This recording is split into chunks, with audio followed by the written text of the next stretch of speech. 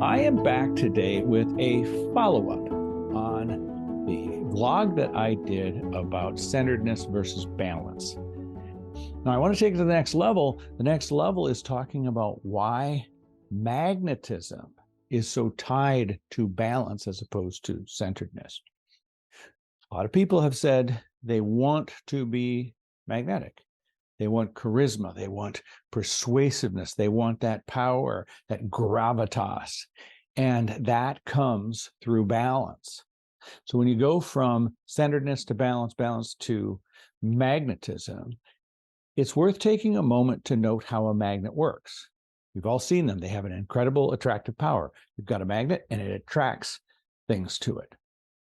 Now, I don't know if you've thought about this, but the magnetism in a magnet is not coming from the magnet. It's coming from the energy around it. It harnesses that energy and pulls it through. Astronauts have taken magnets out past, the Earth's effect on the way to the moon, for example, and they have no effect at all. A magnet is just a piece of metal out in space, but here it's harnessing the power of the magnetism of Earth. Also, it's like a mini Earth in that the Earth has a North Pole and a South Pole.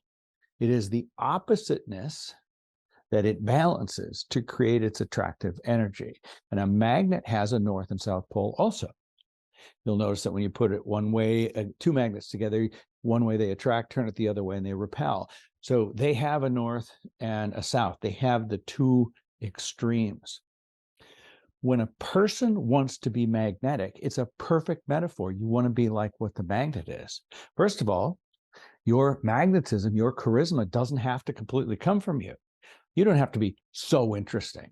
You don't have to have an amazing life. You don't have to be just bold and interesting. It doesn't hurt. But the magnetism that you're trying to pull from is the energy around you. Now think of an audience, the people around you.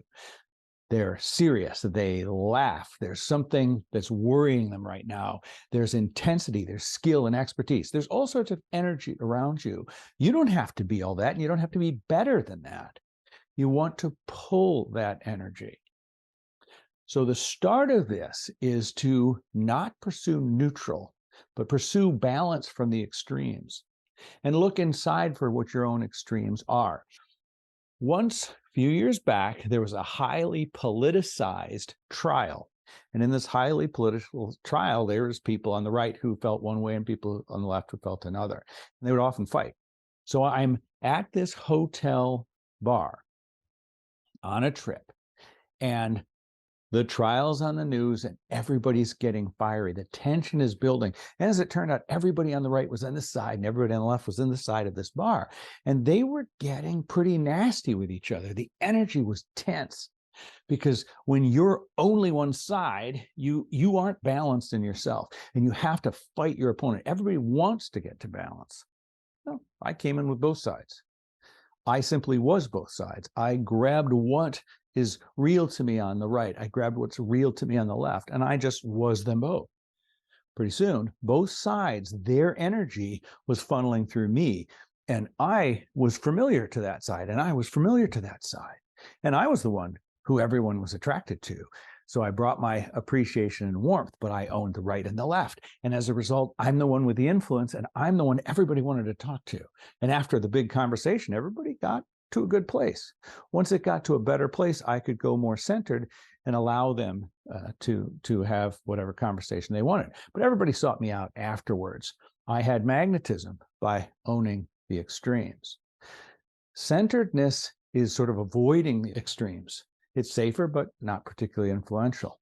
I'm going to give you one more example. It's a little more metaphorical example, but you've all seen it. It's the sports coach whose presence is two extremes.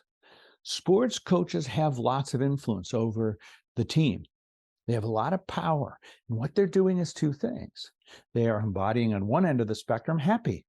You might not think of it. You'll see it in a second, but they're very happy. They're very positive. They see the opportunity, the potential to win. They're very happy about it.